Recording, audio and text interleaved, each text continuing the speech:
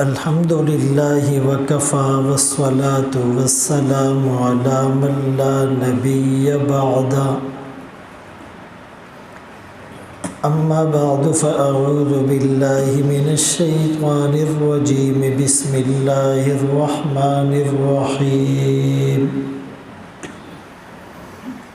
لو أنزلنا هذا القرآن على جبل لرأيته خاشعا متصدعا من خشية الله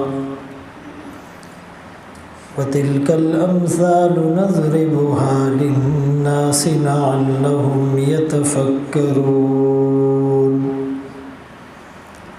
وقال النبي صلى الله عليه وسلم خيركم من تعلم القرآن وعلمه وقال في مقام آخر إنما بعثت معلما أو كما قال عليه الصلاة والسلام صدق الله مولانا العظيم وصدق رسوله النبي الأمي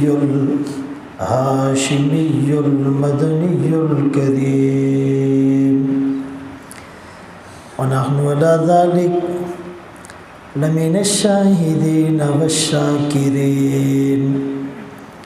والحمد لله رب العالمين ثنا گو پتا پتا ہے خدایا دم بدم تیرا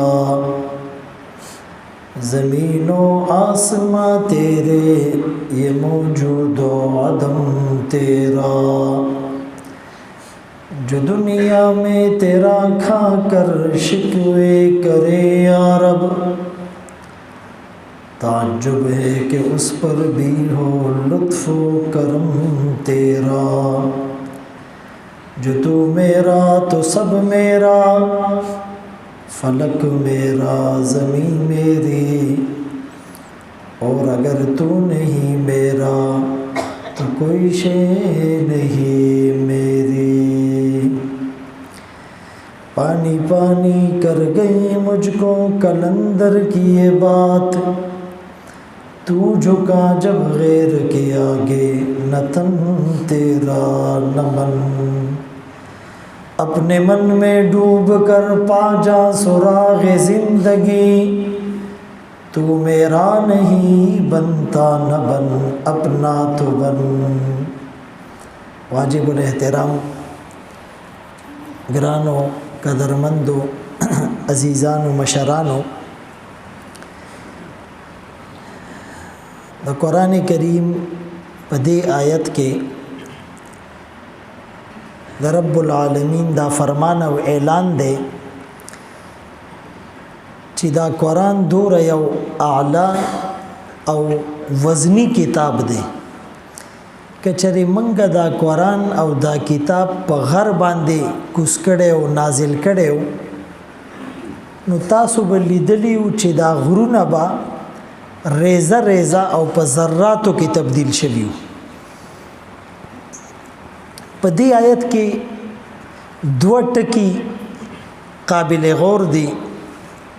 یو انزلنا چی نزول قرآن طرف تا اشارہ دا او بل خاشعہ چی خشوع او خضوع ورطوے لکی گی دی نزول دا پارا خو دو سیغی دی دا باب افعالم استعمالی گی او دا باب تفعیلم انزلہم شتے او نزلہم شتے او مفسرینو پا دی کی فرق لکلے دے چی انزلہ یک بارگئی سرا پا یو زل باندے نزول قرآن طرف تا اشارہ دا او دا نزلنا تدریجن باب تفعیل لکہ پا دیرشتو کالو کے دا قرآن کریم نزول چی شوے دے اغی طرف تا اشارہ دا دا قرآن کریم نزول دا اللہ دا طرف نہ دے تنزیل من رب العالمین او اللہ دا دی دا حفاظت ذمہم پخپل آغستے دا انا نحن نزلنا الذکر وَإِنَّا لَهُ لَحَافِظُونَ چې بېشکه موږ دا قرآن نازل کړی دی. انا بېشکه موږ، نحنو موږ، نزلنا موږ، وَإِنَّا او بېشکه موږ، له لحافظون موږ به د دې حفاظت کوو. الله ته د تاکیداتو ضرورت نه و. ومن اصدق من الله قیلا. خو زمونږ او ستاسو د پوهې دپاره الله کریم تاکیدات په دې کې جمع کړل چې د قرآن کریم نزول هم ما کړی دی او د دې حفاظت به هم زه کوم. لولا الربانیون والاحبار بما استحفظوا من کتاب الله. حفاظت خو به الله کوي، خو ذریعہ به څوک جوړیږي؟ عالمان، طالبان، فاضلان، تبلیغیان، مجاهدان، ولیان، جماعتونه، مدرسې، خانقاه، دا نیک خلق به ذریعہ جوړیږي. او العلماء ورثة الانبیاء، په دې کې مزید وضاحت وشو چې دا علما د انبیاء وارثان دي او د نبیانو میراث په مال کې نه. لم یورثوا دینارا ولا درهما. هغه خو علم خپل رستو پریدي. نو علم سوره اهم او مهم سیز دی چې د قرآن کریم چې کومه ډومبۍ وحی وه، سوره علق د 13 سپاره، اقرأ بسم ربک الذی خلق خلق الانسان من علق. تاسو ټول په دې خبره باندې با خبره یی چې دا اقرأ د سوره علق دا وحی دا آیتونه تقریبا 600 کال بعد نازل شویو. عیسی علیہ السلام نه بعد خو بل نبی نو، د فترت وحی زمانہ وا، د انقطاع وحی زمانہ وا. نو سکم 600 کالو کې جهالت عام شو، قتل و غارتګری عام شوا، دروغ عام شول، رشوت او سود دا عام شو، ظلم او زیاته عام شو. خلق بالکل د جهالت په تیرو کې ډوبو. تقریبا 600 کال بعد رومبه حکم چې داغه په ذریعے به د معاشره کې انقلاب راشي، د معاشره کې به رڼا راشي، د دې معاشري به اصلاح وشي، د دې معاشري به یو رخ بدل شي. اړومبه حکم اقرا د علم سره تعلق.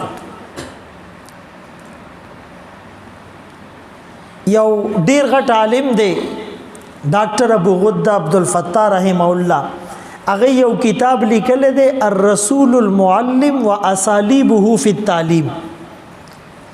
د رسول کریم صلی الله علیه وسلم نسبت معلم، الرسول المعلم واسالیبه فی التعلیم. دا غیر رومبه حدیث چې کوم هغه ذکر کړی دی چې پیغمبر علیه السلام مسجد نبی ته تشریف راوړو او دوا حلقې وي.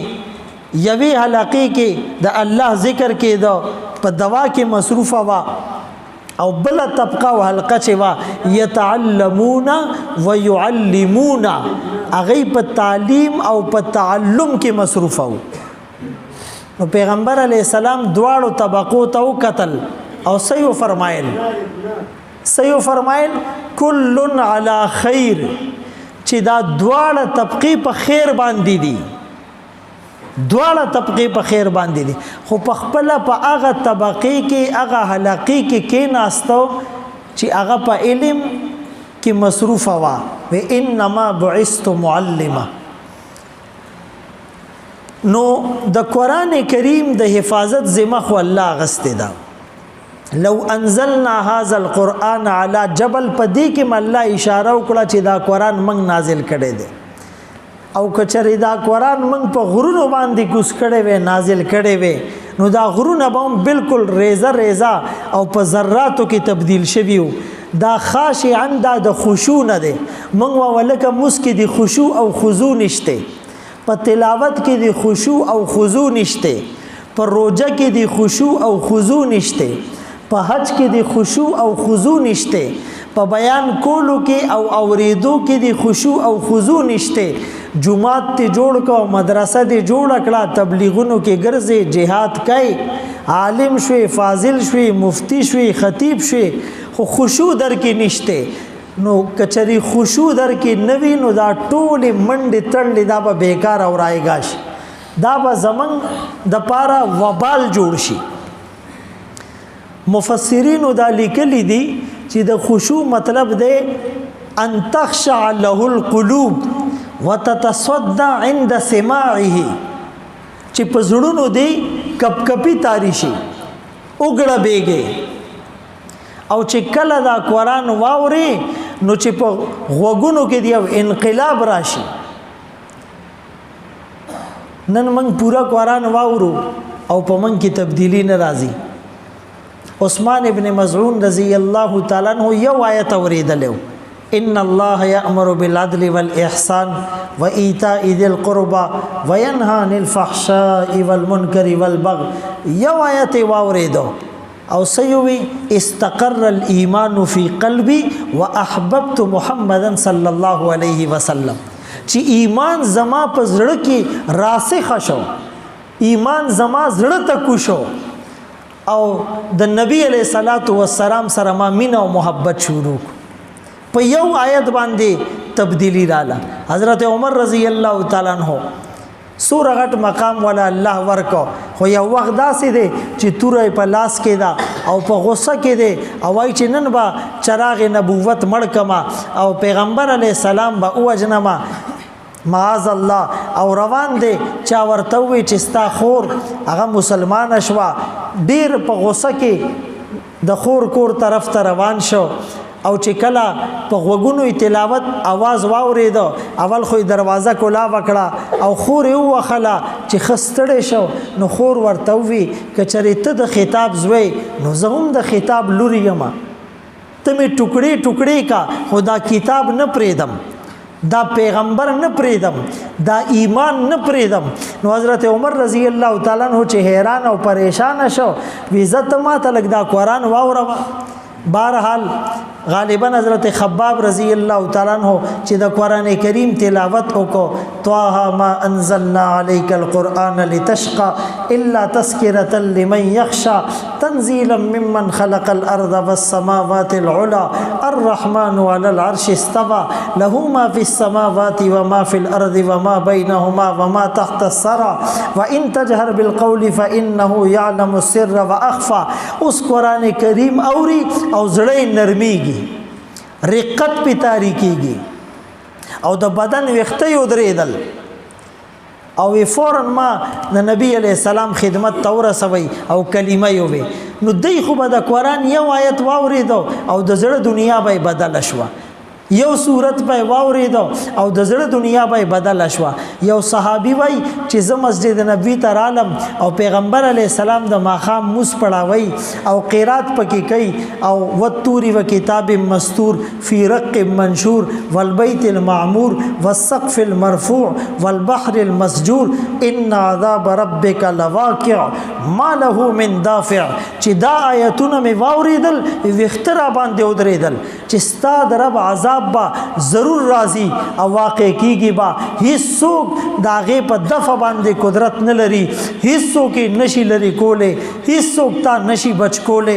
یوم لا ينفع مال ولا بنون الا من اتى الله بقلب سلیم. په هغه ورځ باندې نه مال بده پکاريږي او نه بچي بده پکاريږي او نه عہده بده پکاريږي او نه ډیګري بده پکاريږي او نه چې د خاندان او ټبر بده پکاريږي، هیڅ سیز بده نه پکاريږي. په هغه موقع کې با یو ته یو بستا زړی کدا زړی دی صفاوي او په دې کې د الله یرا او د الله مين تب بچ شي، کني نشي بچ کېده. ونخرج له يوم القيامه كتابا يلقاه منشورا. صحیفه او نامه اعمال او رجستر او زمنګ فایل به کولاو شي. نن خو وکیلان په لاسو کې فایلونه ګرځي، په هغه ورځ باندې با هر سړی خپل فایل په خپل لاس کې ګرځي، بل وکیل بنئ. او هر سړی به په خپله د هغې په ویلو باندې قادر وي. اقرأ کتابک کفا بنفسک اليوم علیک حسیبا. بل به ستا محاسبه نه کوي، ستا اکاونټیبلیټي به نه کوي، ته به په خپله حساب کتاب ورکوي. نو حضرت عمر رضی الله تعالی عنہ د آیتونه واورېدل او مسلمان شو. صحابي د آیتونه واورېدل او مسلمان شول. فضیل بن عیاض رحمت الله علیه د الله ولی تیر شوی دی. دا مخکې ژوند لږ ډېر خراب او ډاکې به یې والې او غلاګانې به یې کولې، خو ځان څخه به یې ریکارډ په رجسټر کې مینټین ساته چې چرته مې غلا کړې ده او څومره غلا مې کړې ده او چا نه مې غلا کړې ده او په کوم تاریخ مې کړې ده. یو ورځ یو کور ته د غلا په نیت باندې اوړي او هلته کې د قرآن کریم تلاوت کیږي او دا آیت د په غوږونو کې د دې آواز راغلی الم یأن للذین آمنوا ان تخشع قلوبهم لذکر الله. په ایمان والو باندې هغه وخت نه دی راغلی چې د دې زړونه د الله په ذکر باندې ورپیږي، کپ کپی په تاری شي، رقت په تاری شي. هغه وخت لا نه دی راغلی چې دا آیت یې واورېده نو په خپله خو عربي ولا ورتله په معنی یې پوهېدو نو فوراً یې وویل چې الان هغه وخت رالی او توره یې ماته کړه او غلا نه یې توبه یسته او ډاکې پرېښودې او چې دی نو عبادت کې او ریاضت کې او مجاهدې او مشقت کې دوره مخکې لاړې چې د ولیانو سردار شي. نو د دې ټولو په دې ژوند کې چې دا انقلاب راغلی دا په یو آیت په یو صورت باندې په یو بیان باندې راغلی. موږ په بیانونو ستړي شو او خلک په اورېدو باندې ستړي شول. په ربیع الاول کې د سیرت پروګرامونه او په ختمونو کې بیانونه او په روزې کې ختمونو کې بیانونه، په اعتکاف کې بیانونه، په تبلیغ کې بیانونه او حج او عمرې کې خطبات او الته کې بیانونه او دغه چې دنو په شب برات او په شب قدر کې بیانونه. خو زمونږ په دې ژوند کې د هغې بیاناتو څه چاپ موږ ته نه ښکاري. په سر باندې ټوپۍ رانله، په سر باندې پټکې رانلې، په مخ باندې ګیره رانله، د زنانو په چهرې او په بدن باندې چې دنو برکا او پرده رانله او د کور نه ټي وي لانړې او ډرامې او فلمونو نه موږ توبې ونه یستې او رشوت او سود نه موږ توبه ونه یسته او زنا او بدنظرۍ نه او مرګ او ظلم او زیاتۍ نه موږ توبې ونه یستې. نو د دې بیاناتو څه مقصد دی؟ د صحابه کرامو غټ دعوت بداو چې کونو مثلنا، زمنګ پشان شي. موږ چاته ویلی شو چې زمنګ پشان شي؟ ابو بکر، عمر، عثمان، علی داسې مبارک نمونه دي او کارونه یې څنګه دي؟ فاطمه، سمیہ، عائشہ داسې پاکیزه نمونه دي او کارونه یې څنګه دي؟ علامہ اقبال وائی شور ہیں ہو گئے دنیا سے مسلمان نابود، ہم یہ کہتے ہیں تھے بھی کہیں مسلم موجود، وضع میں تم ہو نصارہ تو تمدن میں ہنود، یہ مسلمان ہیں جنہیں دیکھ کے شرمائے یہود، واعظ قوم کی وہ پختہ خیالی نہ رہی، برق طبعی نہ رہی، شعلہ مقالی نہ رہی، رہ گئی رسم اعضاء روح بلالی نہ رہی، فلسفہ رہ گیا تلقین غزالی نہ رہی، سنی نہ مصر و فلسطین میں وہ اعضاء میں نے دیا تھا جس نے پہاڑوں کو راشہ سیماب، وہ سجدہ روح زمین جس سے کانپ جاتی، آج اس سجدے کو ترستے ہیں منبر و محراب. یو ځوان مسلمان یو کافر سره ودروي، د سر د ویښتونه د خپې د نوکونو پورې په هغې کې فرق نشي کولی. ویښته یو شان دي، مخونه یو شان دي، لباس یو شان دی، بدنظري دواړه کوي، غیبت دواړه کوي، ګانې دواړه اوري، ډرامې او فلمونه دواړه ګوري، مز دواړه نه کوي، د تلاوت اهتمام نشته، د پردې اهتمام نشته، د زنانو لباس کې د یو مسلمانی جنۍ او د کافر جنۍ په لباس کې فرق نشي کولی. نو دا کم مسلمان دی؟ پیدا شوی د مسلمان په کور کې دی، پیدا شوی په اسلامی جمهوریه پاکستان کې دی او نوم یې د مسلمانانو دی او په غوږ کې بانګ ویلې شوی دی او چې دی چې الکانی نو د هغې ختنه او سنت شوی دی او چې دی قرآن هم لږ ډېر هغې زده کړی دی او جمعات ته هم د جمعې پر ورځ راځي او سر باندې ټوپۍ هم واچوي او په روژه کې روژې هم کیدي او حجونه عمرې هم کړي دي، په تبلیغونو کې هم لاړ شي، د جهاد نارې هم لګوي او د عاشق رسول نارې هم لګوي، خو نور د دې کردار، د دې معاملات او د دې ژوند هغه د شریعت مطابق نه دی. نو دا خشوع چې ده کنه دا یری ته وایي.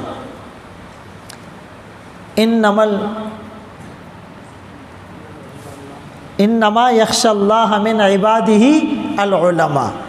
چې د الله نه چې یریږي د الله په دې بندیانو کې هغه څوک دي؟ علما دي. د دې دوه مطلب دي. یو مطلب خدا دی چې حقیقی خشیت او د الله یره د عالمانو په زړه کې ده، یو مطلب خو دا دی، دا موږ اورو. او بل مطلب دا دی چې عالم هغه دی چې په هغه کې خشیت وي، چې خشیت پکې نه وي نو عالم نه دی. حافظ بوي کتابونه ویلي دي، د مفتی سند ورسکشته، کتابونه پڑھاوي، په کتابونو خپويږي، خو کچری خشیت پکې نشته، په علم باندې عمل نه کوي نو دا عالم نه دی. او حضرت مجاهد د دې تفسیر کړی دی، انما العالم من خشی الله، عالم خو هغه دی چې د الله نه ویریږي. او بل ځای کې عبد الله ابن مسعود رضی الله تعالی عنہ لیکلی دی، من لم یخش فلیس بعالم، چې د الله نه ونه یریدو خشیت پکې رانه لیدا عالم نه دی، د سره دا عالم نه دی. نو چې زمنګ په زړونو کې خشیت راشي، ګور الحمدلله دا ډیره غټه مدرسه ده او قدیم مدرسه ده، په دې کې حافظان دي، په دې کې چې د عالمان دي، د دې مدرسې فاضلان دي، د دې مدرسې فاضلات دي. اوس هم شپېته تقریبا جنکۍ چې د په دوره حدیث کې دي او د دې ځای فاضلات په پوره دنیا کې خوري دي او د علم د رڼاګانې خوري دي. خو کچره زما په زړه کې دا راشي چې یاره دا خلک وایي چې مولوي صاحب ښکلی بیان کوي، او ستاسو په زړه کې راشي چې یاره دا خلک وایي چې موږ خو ډېر نیکان یو او زموږ دا مدرسه چې دی د دې دوره چې دی نو کارنامې دي، که چېرې دا سیس پکې رالی نو دا هر څه به ضایع شي. او که نه یو خشیت ته وباسه، دا موزونه، دا روجه، دا زکاتونه، دا حجونه، دا عمره، دا تبلیغونه، دا جهادونه او دا صدقات او دا خیراتونه او دا پټکی او دا ګیری او دا ټوپۍ او دا کرتی او دا برکی او دا حدیث کتابونه او دا د فقه کتابونه، دا هر څه به زمونږ د وبال او زمونږ د باره د عذاب ذریعه جوړه شي. یو خشیت چې ته وباسي. او خشیت څنګه؟ ابو اللیث سمرقندی رحمت الله علیه هغه نه چاته پوسو کو چې جی پتاسو کې دا اخلاص او خشیت څنګه رااله؟ نو هغه ورته وی چې یاره دا شپنکې ورته وای دا بیزی چې سره وی ما دی او شپنکینا اخلاص زده کو. وی هغه څنګه؟ وی ګوره چې د پخپلو بیزو کې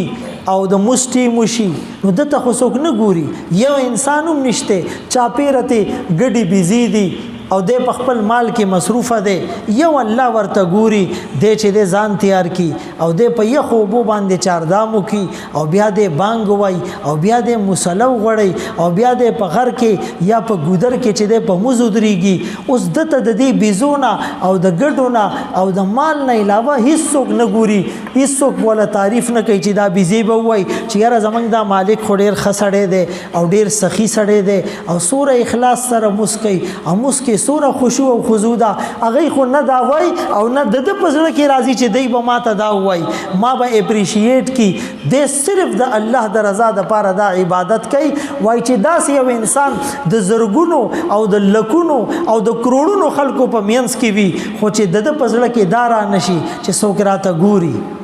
وای دا اخلاص دی. زمنګ د پښتنو خو هر کار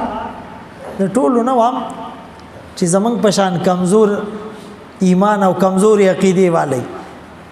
یرا وای کپلارې مرشه ترې مرشه نیکي مرشه وای خیرات خو بخامخا کوم که خیرات می اونک نو خلق پسوي، که خیرات می اونک نو خلق پسوي او بیا وای داسې خیرات پکوم چې خلق وای لکه دواړو طرفو ته نسبت خلکو طرف ته دی که اومې نه که نو خلک به څه وایي او داسې خیرات په کوم چې خلک وایي د الله سره خو د تعلق ډیر واجبي او معمولی پاتې شو. خشیت چې په زړه کې راشي نو یو سړی په لاره روان دی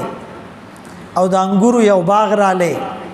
او د سره د 15 کالو یو ماشوم دی هغه یو درو چې بچیه ته خیال کوا چې څوک راشي ما ته आवाज وکا او په خپل باغ ته لاړې لږ سات بعد دی ماشوم आवाज ولګاو چې څوک راته ګوري احد یرانا څوک راته ګوري د ډیر پریشان شو او په منډه بار رالی او مخکې رستو یو قتل هیڅوک ورته ښکارا نشول وی څوک راته ګوري د 15 کالو ماشوم دی او ګوته د اسمان طرف ته اوچته کړه وی احد یرانا الله راته ګوري الم يعلم بان الله يرى ما يكون من نجوى ثلاثه الا هو رابعهم. درې کسان یې او پرده کته کوي ګناه کوي نو دا یاد وساتئ چې څلورم الله دی ولا خمسه الا هو سادسهم. 15 کسان یې او دروازه او کړکۍ بند کوي ګناه کوي نو دا یاد وساتئ چې شپږم در سره الله دی ولا ادنى من ذلك ولا اكثر الا هو معهم. کتا سو لګي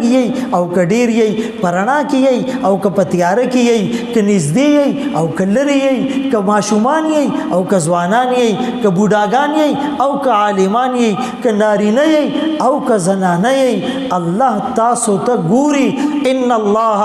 کان علیکم رقیبا. موږ چې یو های سیکورټي زون علاقې نه تیریږو او کیمرې لګېدلې دي او سی فوټیج کیمرې دي او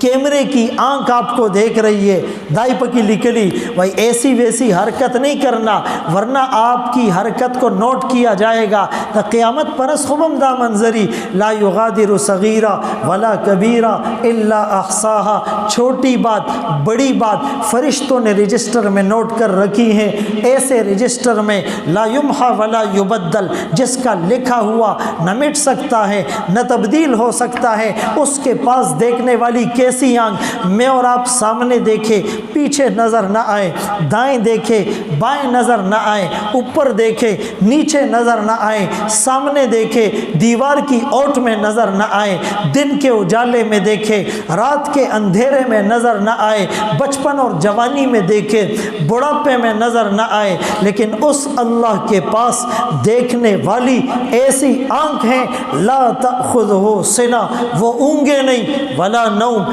वो सोए नहीं वला तहसबन्नल्लाह गाफिला वो गाफिल नहीं वमा हुम बिमुअजिज़ीन वो आजिज़ नहीं ला यअज़ुबु अन्हु मिस्क़ालु ज़र्रा एक ज़र्रा बराबर जिससे मख्फी और पोशीदा नहीं. यरा दबीबन नमलति सौदा अला सखरति सौदा फ़ी लैलति ज़ल्मा वो अंधेरी रात में चलने वाली चींटी को देखता है उसके चलने की आहट को सुनता है. नो अल्लाह से का खुदा से नज़र दे मंगा हो चिपलार सर रवानियो माशूम सर रवानियो उस्ताद सर रवानियो نو که هر سوره خپل زنانه مخې نه را رواني نو موږ نشو کته او یاره دا استاد بسوي زمنګ دا پلار بسوي زما دا بچي بسوي نو موږ ورته داسې وګورو يعلم خائنة الاعين وما تخفي الصدور د الله نه خو نشي پټېل. نو دا اخلاص او خشوع دا چې په من کې راشین ولا بکار سمېږي. دا امام ابو حنیفه رحمت الله علیه خو موږ ټول مقلدین یو او پیروکار یو. د امام ابو حنیفه رحمت الله علیه سلور زرا په حدیث کې استادانو سلور زرا او سلور 50 حجونه کړیو صلیح حجونه پیاده کړی. بخاری شریف کی اصح الکتب بعد کتاب الله بخاری شریف کی دویش روایات داسې دي چې هغه ته سلسله الذهب ویل کیږي ګولډن روایات چې پاغي کې واسطه صرف درې دي. نو پاغي کې یویش روایات د امام ابو حنیفه رحمت الله علیه د شاګردانو دي دوه غټ سره او ډومبه حدیث دی او صحابي نه زده کړو او په سلورو امامانو کې دا واحد امام دی چې دا تابعی هم دی. د امام ابو حنیفه رحمت الله علیه پیدایش شوه ده په 80 هجری کې او آخري صحابي د دنیا نه تل ده په 110 هجری کې. صلیخ کال دیته د صحابه او زمانہ پاتې شوی دا او ملاو شوی دا.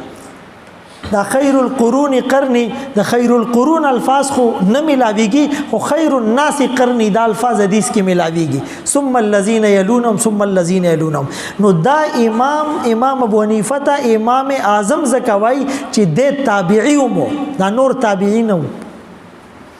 نو دا امام ابو حنیفه رحمت الله علیه دور غټ امام تیر شوی دی او د دې باره کې دا مشهور خبره ده چې صلیخ کالا لکه شپې ته به عبادت کو خوب به نه کو. خلق وای عشاء کې وضو سے فجر کی نماز پڑھی نو د دې دا مطلب نه دی چې کنه بالکل اډو مینس کې چې دنو وضو کړي نو چاردام نه کړي مطلب دا چې خوب نه کړي. نو د دې په باره کې دا راځي چې دای به ماسختن ود کېدل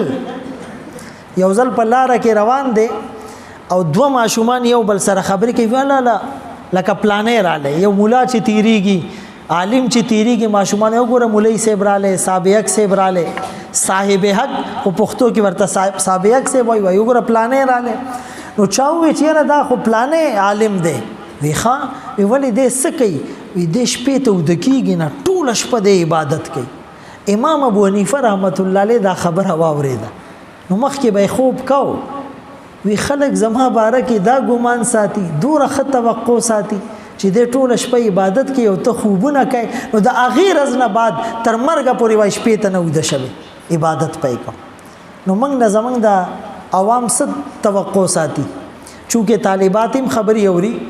او موږ ټول په خپل طالبان یو زمنګ په باره کې د خلکو نظریه صدا د خلکو عقیده صدا د خلکو توقعات صدي آیا موږ غشان یو. صلیخ کال شپې ته عبادت کړي دي او تقریبا 1 لاک مسائل د دې استخراج کړي دي او په 2 رکعاتو کې قران کریم به ختمه د دې باره کې مرضی د حضرت عثمان رضی الله تعالی عنہ باره کې مرضی د امام ابو حنیفه رحمت الله علیه باره کې مرضی او د ګلونو پشان پاکیزه ژوند تیر کړي دي. خو چې کله بیت الله تلاړې او ملتزم سره سینه ولګولا نو دوای څه غوښته ده زمنګ پشانه تکبر او عجب نه دی کړ. دا و مهلکاتی بیماری چې دي چې انسان بالکل هلاک کی پاغي کې اعجاب المرء برأيه او بنفسه چې ځان ډیر خو غني ځان ډیر لوی غني. نو امام ابو حنیفه رحمت الله علیه دور عبادت نه پس چې بیت الله ته تل دي ملتزم سره سینه لګولې دا نو دا دوای غوښته دا اعتراف کړي دي ما عبدنا که حق عبادتک ما عرفنا که حق معرفتک یا الله ستاد عبادت حق میں نه دی ادا کړي او نه ادا کول شو. د دې امام ابو حنیفه رحمت الله علیه په زرګونو شاګردانو خود 2 شاګردان ډیر مشهور شول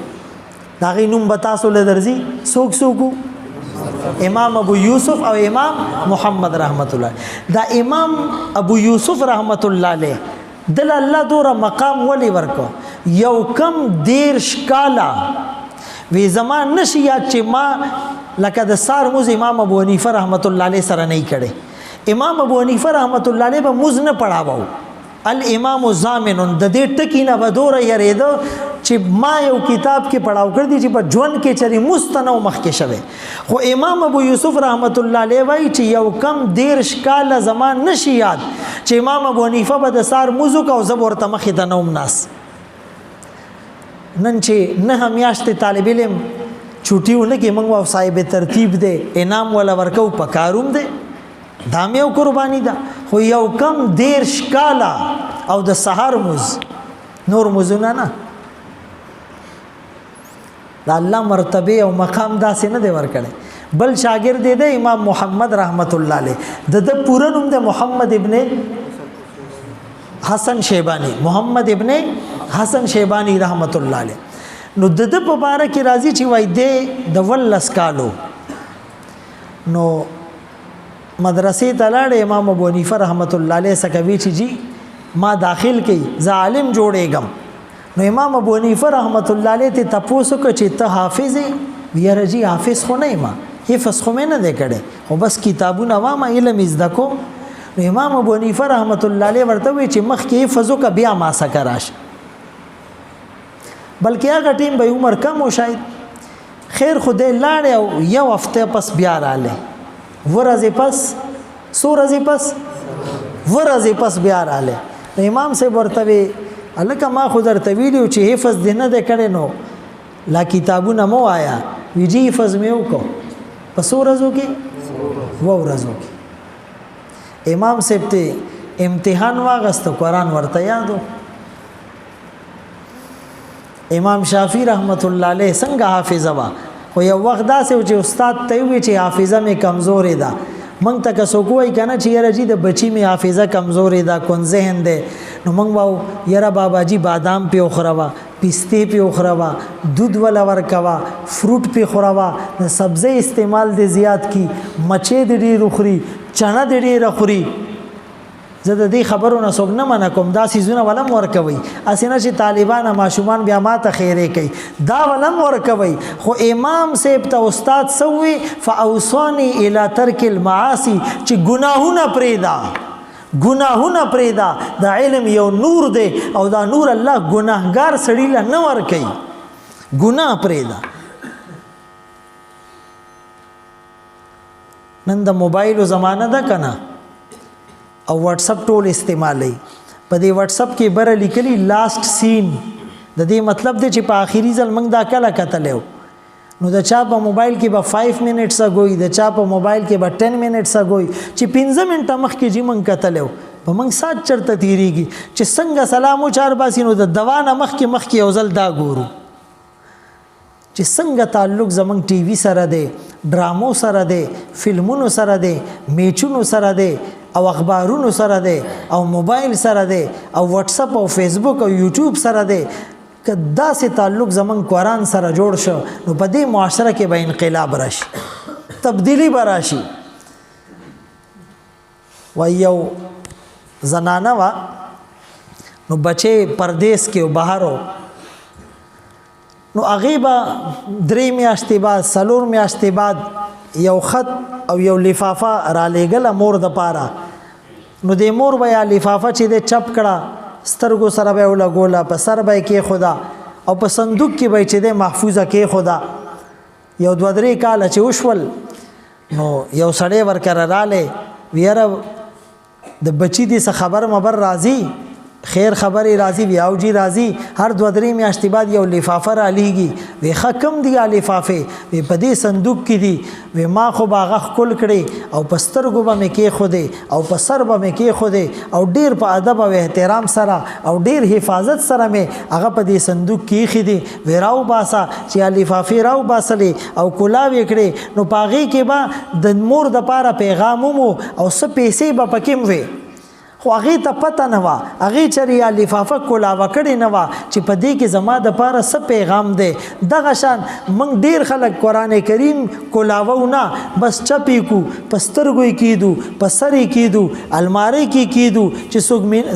منت ومني نو غلاف وله جوړ کو او چې دی په هغې کې کېدو. خو په قرآن کې څه دي؟ قرآن موږ ته څه وایي؟ ژوند به د قرآن مطابق څنګه تیرو، کاروبار به د قرآن مطابق څنګه کو او غم خادي به د قرآن مطابق څنګه کو او زمونږ دا صورت او سیرت او زمونږ دا عادات او کردار او زمونږ دا ثقافت او کلچر او زمونږ دا ناست ولاړه او زمونږ دا وده کېدل پاسېدل او زمونږ دا ژوند دا به د قرآن مطابق څنګه تیرو، دې سره زمونږ څه واسطه نه. نو محمد ابن حسن شیبانی رحمت الله علیه په 2 ورځو کې قرآن حفظ کو. بیا عمر 19 کاله او ډېر خوبصورت او ځواني وه. دی به مدرسې ته په لاره کې یو بازارو، په دې بازار به ورتېرېده. نو په دې بازار کې د هندو دکانو سره چې تیرې شوې، هندو ورته ووایي چې یاره زه خو مسلمانېږم او ستا په لاس په کلمه وامه. خلک هم را جمع شول. امام محمد رحمت الله علیه ورته کلمه وویله. هغه ټیم خو د امام نه و، د 19 کالو ځوان او ډېر خوبصورت او کلمه یې ورته ووی. دا هندو مسلمان شو. خلکو د هندو نه تپوس وکړو چې ته ولې مسلمان شوې، په تا کې دا جذبه او دا سوچ څنګه رالی؟ نو هندو ورته ووی چې یاره دا محمد، د هغه نوم محمد و، د ولس کالو دی او ځواني ده او ښایسته هم دی او په دې بازار ورتېرېږي او زنانو ته نه ګوري او بدنظري نه کوي او ګناهونو نه ځان ساتي، نو زما زړه ووی چې وړوکې محمد دوره پاکیزه دی نو لوی محمد به څومره پاکیزه په دې یو خبره باندې هغه مسلمان شه. منګه دی بل ته ډیګری خو کنه چې یاره جی ما وفاق کی پوزیشن اغسته دی، ما 8 درجې دلته ویلي دي، بیا مې 2 کاله تخصص کړی دی، بیا مې پی ایچ ډي کړی دا، او بیان داسې کومه او تقریرونه داسې کومه او کتابونه مې دوره لیکلي دي او زه دوره غټ عالم یم، خو چې هغې زمونږ کردار ته وګوري نو هغې به مسلمانېږي نه، د اسلام نه به متنفره شي. خشوع او خضوع چې نوي، اخلاص او للهیت چې نوي، نو دا هر څه به ضایع او بیکاره شي. چونکې طالبات کثیر تعداد سره دا بیان اوري،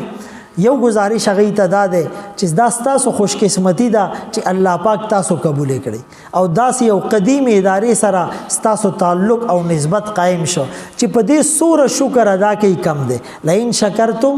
لازیدنکم، که شکر کوئ الله وایي زه به ستاسو په نعمتونو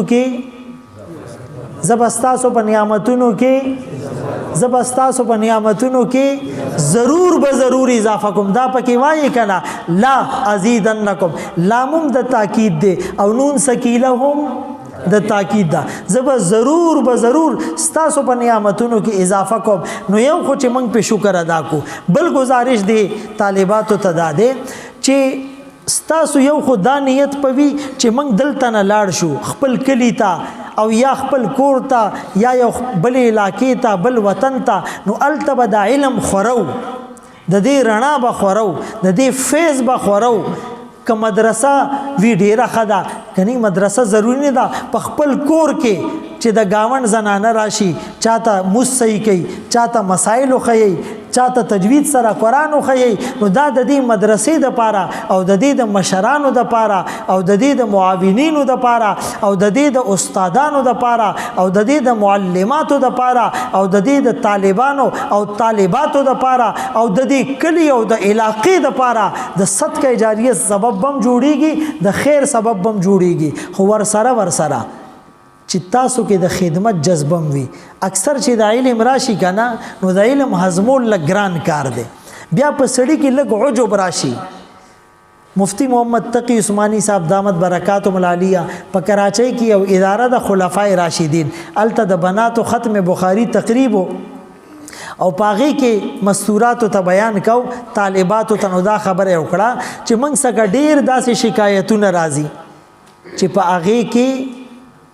طالبات وي، فاضلات وي، خو د هغې د کوره ژوند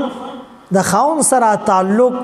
د سخر او د خواښې سره تعلق صحیح نه وي. او هغې وایي چې یاره منګه خو به جارو نه وو، منګه خو به اخلی پخلی نه کو، منګ له خو اخلی پخلی نه راځي، منګ خو ټول عمر کتابونه ویل دي او مسلې ویلې دي او ترجمې ویلې دي، نو منګ خو دا کارونه نشو کولی. نو ظاهره ده چې دا صحابیاتو، نو حضرت امی عائشه رضی الله تعالی عنها 210 روایات ته منقول دي، 1500 صحابه شاگردان دي. المحدثات من النساء یو کتاب دی، 8000 د مستوراتو او د زنانو نمونه یې منشن کړي دي چې دا ټولې چې دی د لکونو حدیثونو حافظانې وي، لکه په لکونو حدیثونو هغې ته یادو، خو د هغې یا نور ژوند چې وګورې نو د کور په کارونو کې څه فرق نه راغلی. شیخ الحدیث مولانا زکریا کاندلوي رحمت الله علیه چې دا کتاب یې لیکلی دی فضایل اعمال،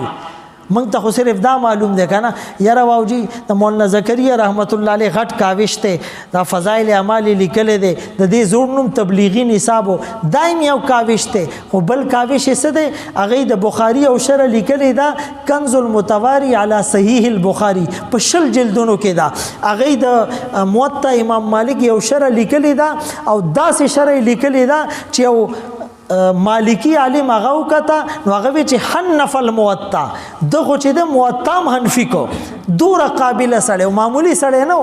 شیخ الحدیث مولانا زکریا کاندلوي رحمت الله علیه خپل ابیتی کې دا لیکلی دي چې زه ماشوم وم او د قرآن حفظ به مې کو، نو پلار به راتر وخت وی چې جی سبق وایا او حفظ کوه او فضول مګرځه او خراب ولکانو سره مګرځه، په ما به ډېر بوجو، خیر چې حفظ مې وکړ نو پلار راته وی چې چې بس حفظ دیو کو او بس استا ډیوټي ختم شه. اوس پر رس کې صرف یو کار کوي نو ټول رس لبه کوا. ماشوم ته چې دا وای چې سار مدرسې ته ځي او شپې ته راځي 3 کاله مدرسې کې تیر کی او بیا ورته پلار وای چې بچیا اوس درځي یو کار کوا او ټول رس بیا لبه کوا منډه تړلې او کرکټ کوا او چې څه د زړه غواړي کوا. ماشوم خو بسم خوشاله شي وې زم سم خوشاله شم چې یو کار دی بیا به ټول رزوزګار وي. بابا جی څه کار دی وی پرس کې به یو قرآن وای پرس کې به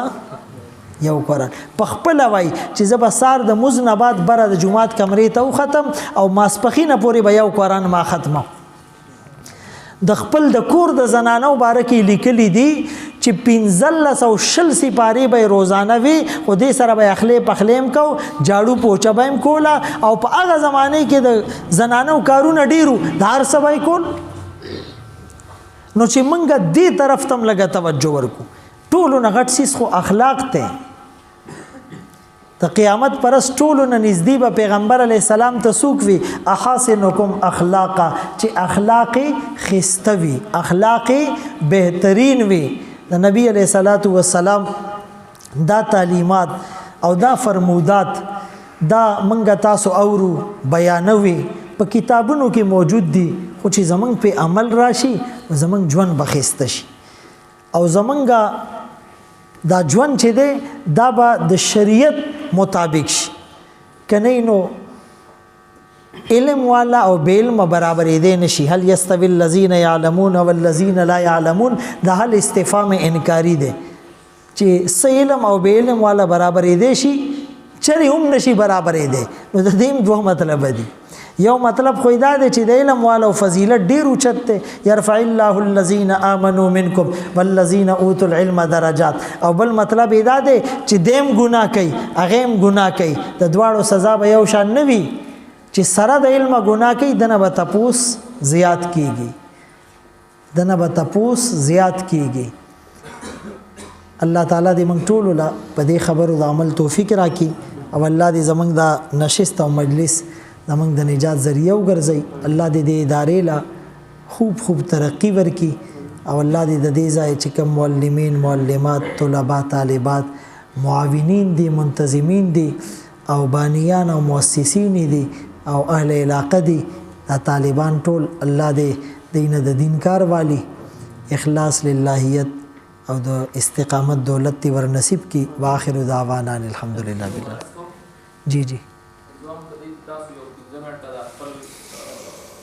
زندگی داسې لږه غونډه بیان کړي چې یاره دی له شکر پکار د خپل معاشره کې دغه خو داسې دې سره ذاتي اعمالو مطابق دغه چېره مونږ ته څه درپېښ کړي یو 5 منټ هم جزاک الله. بس بنیادی خبره دا ده چې د قران کریم یو آیت ته واعدوا لهم ما استطعتم من قوه دا د جهاد په تناظر کې او پس منظر کې د آیت نازل شوه دی چې د کافرانو د پاره تیاریو کوي تیاریو نیسي چې سوره تاسو طاقت او استطاعت لري. مفسرینو دا لیکلي دي چې دلته د قوه لفظ استعمال کړي دي او په حدیث پاک کې د دې تشریح دی چې الا ان القوه الرمی چې د قوت نه مراد غرزول دي اردو کې ورته وایي پھینکنا. نو پاغي کې د توري او د نیزه او د چړې د دې ټکي وضاحت او تعین نه دی کړي. علماء لیکلي دي چې په هر زمانہ کې د کافرانو په مقابله کې کم اوزار کم آلات کم انسټرومنت کم اسلحه زیاته مؤثر وي نو هغه به تیاروي. اوس نن یو سړی وایي چې پیغمبر علی السلام په توري جنگ کړو زبم په توري کوم نه به ټوپک ساتم نه به تماچه ساتم نه به ټینک او نه میزایل نو دته به څوک خيارو نه وای او نه د شریعت په منشا باندې روان دي. دغه شان نن سبا چې کومې فتنې دي او راتلون کې وخت کې د دین هم خطرناکې فتنې دي داغه مقابله په میډیا باندې کو. اوس په دې ټي وي باندې او په دې موبایل باندې داسې فتنې دي مستشرقین ورته ویل کیږي. جاوید مدغامدی دا یو فتنه ده محمد شیخ یو فتنه ده انجینیر محمد علی مرزا یو فتنه ده مدرسه ډیسکورسز دا یو فتنې دي چې هغه د خلکو عقاید خرابوي او د خلکو ذهنونه خرابوي. منګه اوس زه دا بیان کوم کنه نو زما مخې ته 200 طالبان ناستي او بره د حفظ واړه دي هغه به هم سلي او نیم سلي، طالبات دي هغه به 300 400 لکه زر کسان دا بیان اوري. خو په میډیا کې چې دا فتنهګر خلک راشي نو د دې د आवाज په کروڑونو خلکو ته رسي او پوره دنیا ته رسي او د اسلام غلط تشریح کوي، د اسلام غلط تصویر دنیا ته ښکارا کوي، د اسلام یو منفي رخ چې د دنیا مخې ته ډالات ښکارا کوي. نو د هغې د وجې په خلکو کې ډېر زیات یو تبدیلی او یو چې دی نو تغیر را روان دی. نو د دې مقابله به موږ څنګه کوو؟ نن سبا کمی فتنی دي موږ ته معلومات هم نشته، داغه فتنو مقابله به کم میدان کې څنګه کوو زمونږ هغې طرف ته فکر هم نشته. نو د دې دپاره یو پلیټ فارم جوړول پکار دي چې د هغې موږ مقابله وکړو. مفتی نظام الدین شامزی شهید رحمت الله علیه زمونږ استادو، نو پخپله په دې غوږونو ته موږ اورېدلي وو په دوره حدیث کې د 2001 خبره ده چې هغې نه چا تپوس وکړه چې جی دا تبلیغ ډېر ضروري دی او که جهاد. په هغه وخت کې دا خبرې لږې ډېرې چېړلې خلکو. نو هغې دا ووایي چې ستا دا سوال او دا تپوس دا هم غلط دی. دا خو داسې ده چې یو سړي نه تپوس وکړي چې یاره سترګې ضروري دي او که غوږونه، لاسونه ضروري دي او که خپې. نو هغه به درته وایي چې د خدای بنده د سترګو کار کتل دی پوره بدن کتی نشي، د غوږونو کار اورېدل دی پوره بدن اورېدی نشي، د ژبې کار ویل دی خبرې کول دی پوره بدن خبرې نشي کولی، د لاسو کار نیول دی پوره بدن نیولی نشي، د خپو کار تلل دی پوره بدن. چې یو سیستم کم کې نو ته به هغې ته څه وایي دا بدن ناقصه دی، دا ناتمامه دی، دا ادوره دی، دا مکمله نه دی. نو دا د دین شعبې دي، تبلیغ دی، جهاد دی، مدرسه ده، خانقاه دی، په میډیا باندې راتلل دي، مناظرې کول دي، د ضرورت مطابق مباحثې کول دي، دا ټول د قرآن نه ثابت دي. ادعو الى سبیل ربک بالحکمه والموعظه الحسنه وجادلهم بالتي هي احسن. د کفر په مخ کې د باطل په مخ کې حق گوئی کول دا یو ډیره غټه او مقدسه فریضه ده. افضل الجهاد من قال کلمه حق عند سلطان جائر. د دې څه مطلب دی چې ټولو نه غوره جهاد دا دی چې د ظالم جابر بادشاه په مخ کې ته حق گوئی وکړې. نو دا پلیټ فارم به استعمالو او د هرې شعبې افادیت او اهمیت په خپل ځای دی. په یو ځای کې اور ولګي او یو سړی خبر شه چې اور ولګېده نو هغه د بالټي کې کور نه اوبه راړي او په اور یې اچوي، بل کس په بیلچې باندې خاره راوچتوي او په هغې یې اچوي، او دریم کس چې دی نو هغه ټیلیفون وکړه فایر بریګیډ والے ته او هغه رالی، څلورم صرف شور کوي چې اور دی اور ولګېده ځان بچ کوي ځان بچ کوي. کارونه خو د ټولو جدا جدا دي، طریقې خو د ټولو جدا جدا دي. یو بالټي کې اوبه راړي، بل بیلچۍ کې خاره راړي، او دریم چې دی شور کوي، څلورم فایر بریګیډ والے ته فون وکړه. خو مقصد د ټولو څه دی چې دا اور دی مړ شي، دا اور دی مړ شي. د بېدینۍ دا اور چې لګېدلی دی تبلیغ والا هم هغه مړی، جهاد والا هم هغه مړی، خانقاه والا هم هغه مړی، مدرسو والا هم هغه مړی، په ټي وي چې کوم علما را روان دي هغه هم هغه اور مړی، د سوشل میډیا چې کتابونه لیکي، چې مناظرې کوي، چې په تبلیغونو کې ګرځي، د ټولو مقصد دا دی چې د بېدینۍ دا اور دی مړ شي، د بېدینۍ دا اور دی. نو د دې دپاره تاسو هم د شعبو تعین وکئ چې بھائی زه به تصنیف شوق لرمه، زه چې دی د خطابت شوق لرمه، زه به په میډیا باندې راځمه. داسې ټیمونه پکار دي چې بھائی اوس د جاوید احمد غامدي دا څنګه فتنه ده او د مقاصد څه دي او د افکار څه دي، دی په کم طریقې باندې مسلمان د دین نه لرې کوي چې د نوم مسلمانی او په سر یې پټکې وي او ګیره دې می او مسواک تیم جیب کی، لاسو کې دې تسبیح وي او برکه دې مچولی، هغې ته هیڅ تکلیف نشته. تاسو د وایټ هاوس مخې ته بانګ وایه هیڅ پابندي نشته د وایټ هاوس مخې ته په موزو درېږئ په جمع هیڅ پابندي نشته د وایټ هاوس مخې ته تبلیغ کوئ هیڅ پابندي نشته دا زه هوایي خبرې نه کوم څو ملکونو ته ځم تلی ما او زما تلل راتلل کېږي ته په یورپ کې په کورته کې ګرځه هیڅ پابندي نشته خو چې کله ته خبره وکړې د نظام چې موږ اسلامي نظام غواړو موږ IMF نه منو موږ ورلډ بینک نه منو موږ بې حیایي نه منو موږ د زنانو او د نارینهو دا اختلاط د مرد و زن دا اختلاط او مکس ګیدرینګ نه منو او موږ کو ایجوکیشن سیستم نه منو چې کله تاسو دا خبرې شروع کړئ نو دی با دشمنان شي زه اکثر دا مثال ورکوم یو میاشت مخکې په ټي وي کې د پاکستان یو ساينسدان دی پرویز هودي نوم دی هغه په ټي وي کې دا خبره کوي چې بای یو ماشوم دی په دینیات او اسلامیاتو کې تاسو هغه ته صورتونه زده کوئ دواګانې ورته زده کوئ حدیثونه ورته زده کوئ د دې ماشوم په ذهن بوج راځي د نشونما متاثر شوا د گروث په نکیږي لہذا په ماشوم باندې د عربی بوج ما چوي ډایرکټ هغه د اشاره ور کوي چې ماشوم ته قران مخایي ماشوم ته حدیثونه مخایي ماشوم ته چې دنو د پیغمبر مسنون دواګانې مخایي ها انګریزي ورته خایي په دې طریقې باندې په کروڑونو خلکو لا هغه ذهنونه خرابای او منګه په دې محدود خول کې ناس یو نو دا د خپل استادانو په مشورې باندې تاسو د میدان توزي الحمدلله د خپل اکابرو د بنوري ټاون د فاروقي د دارالعلوم د تقی عثماني صاحب دامت برکاتهم العالیه د دې ټولو داوس ډاکټر عادل خان رحم الله چې شهید کو په دې ټولو پروګرامونو کې موږ یو ځایو هغه زمنګ سرپرستو د دې ټولو اکابرو په مشورې باندې موږ میډیا ته راغلی یو او موږ دې محاذ ته ځان وقف کړی دی او تاسو ته اندازه نشته چې هلته موږ ته رکاوټونه سوره دي او زموږ ژوند ته خطرات سوره وي خو صرف دا چې په دې موقع کې په دې میدان کې کوزیدل ډیر زیات ضروری دي او تیاری سره کوزیدل ضروری دي کني زموږ راتلون کې نسل دا به اغوا شي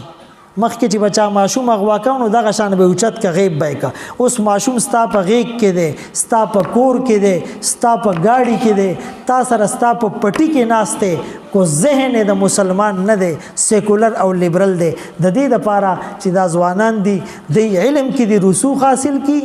او د دین بعد د استادانو په مشورې باندې د دې عالمی چیلنجز مقابله د لپاره ځان تیار کی ځان وقف کی الله تعالی دې زمونږ استاد د نجات ذریعہ وګرځي صحیح دی دوا تاسو کی استغفر الله العظیم الذي لا اله الا هو الحي القيوم واتوب اليه يا حي يا قيوم برحمتك استغيث اصلح لي شأني كله ولا تكلني الى نفسي طرفة عين رب اغفر وارحم وانت خير الراحمين اللهم آت نفسي تقواها انت مولاها وخير من زكاها اللهم اقسم لنا من خشيتك ما يحول به بيننا وبين معاصيك ومن طاعتك ما تبلغنا به جنتك ومن اليقين ما تهون به علينا مصيبات الدنيا ومتعنا بأسماعنا وأبصارنا وقوتنا ما أحييتنا واجعله الوارث منا واجعل ثارنا على من ظلمنا وانصرنا على من عادانا ولا تجعل مصيبتنا في ديننا ولا تجعل الدنيا أكبر همنا ولا مبلغ علمنا ولا تسلط علينا من لا يرحمنا الله دې ادارې له خوب ترقی ورکې الله اخلاص او للهیت استقامت ور نصیب کې الله د حاسدین او حسدنا د شریرانو شرنا د ظالمانو ظلم نه حفاظت وکې الله زمنګ دا بیان او د دې اوریدل زمنګ د ټولو د نجات ذریعہ وګرځي د دې مدرسې چې کوم مشران دي محتمم دي معاونین دي الله منتظمین دي طلباء دي طالبات دي استادان دي معلمات دي اهل علاقه دي الله د ټولو بجون کې رحمتونه برکتونه سعادتونه خوشحالي ور نصیب کې بیمارانو له شفای کامله ورکې د مرحومینو بخنه او مغفرت وکې مقروض له قرض نه خلاصي ورکې بے الواد له نیک صالح الواد ورکې الله چې څوک پریشان حال دي دا غي پریشانې ختم کې بے کور له کور ورکې بے روزګار له روزګار ورکې بے رشتو له مناسب او عافیت والا رشتې مر نصیب کې ای الله د د نبی علیہ السلام په طریقې د ژوند تیرولو توفیق راکړي الله پس کې اتحاد او اتفاق را نصیب کړي اختلاف او افتراق نه زموږ د ټولو حفاظت وکړي الله سعادت عافیت خوشحالي والا ژوند شهادت والا مرګ را نصیب کړي خاتمه په خیر او په ایمانو کې د مرګ په وخت کلمه را نصیب کړي الله په جنت الفردوس کې دخول اولی را نصیب کړي الله د قبر د عذاب نه د حشر د رسوایی نه د پولیس رات د سختۍ نه د جهنم د هولناکۍ نه او د خپل ناراضګۍ نه موږ محفوظ او ساتي الله زموږ جی سے بیمار دی دی له صحت کامله عاجله دائمه مستمر را ور نصیب کړي الله زمنګ د راتک او زمنګ د پروګرام کې شرکت الله زمنګ د پاره د دنیا او د آخرت الله د نجات او د خوشحالي ذریعہ وګرځي ربنا تقبل منا انك انت السميع العليم وتب علينا انك انت التواب الرحيم وصلى الله تعالى على خير خلقه محمد واله واصحابه اجمعين برحمتك يا ارحم الراحمين.